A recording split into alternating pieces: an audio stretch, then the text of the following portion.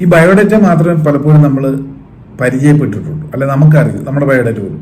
എന്നാൽ ഈ ബയോഡേറ്റയിലുള്ള അതിസൂക്ഷ്മമായ പല കാര്യങ്ങളും പോലും നമുക്കറിയില്ല, നമ്മൾ ആരാണെന്നുള്ളത്. ഈ കാണുന്ന ഫിസിക്കൽ ബോഡിക്ക് അപ്പുറം നമ്മൾ അനുഭവിക്കാൻ പറ്റുന്ന ഒരുപാട് തലങ്ങളുണ്ട്. ഇതിനെപ്പറ്റി നമുക്ക് അറിയണമെന്നില്ല. കുറച്ച് പരിമിതമായ അറിവ് ബയോഡേറ്റയെ പറ്റിയുണ്ട്.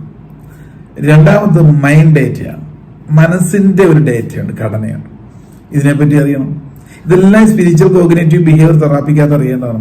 മൈൻഡുകൾ തമ്മിലുള്ള അലൈൻമെന്റ്, നമ്മുടെ തന്നെ മനസ്സ് എന്താണ്, അതെവിടെയാണ്, എങ്ങനെയാണ് പ്രവർത്തിക്കുന്നത് എന്നുള്ള വ്യക്തമായ ധാരണ. കാരണം മനുഷ്യൻ ജീവിക്കുന്നത് മനസ്സിലൂടെയാണ്. മനസ്സിൽ ഉത്പാദിപ്പിക്കപ്പെടുന്നത് മാത്രമേ ജീവിതത്തിൽ സംഭവിക്കുകയുള്ളൂ. എന്തും അതിനെ പ്രൊഡക്റ്റീവായിട്ട് ഉപയോഗിക്കണമെങ്കിൽ മൈൻഡിന്റെ ന്യൂറോ സയൻസ് എന്തെന്നുള്ളതിനെ പറ്റി വ്യക്തത വേണം, അതറിയണം.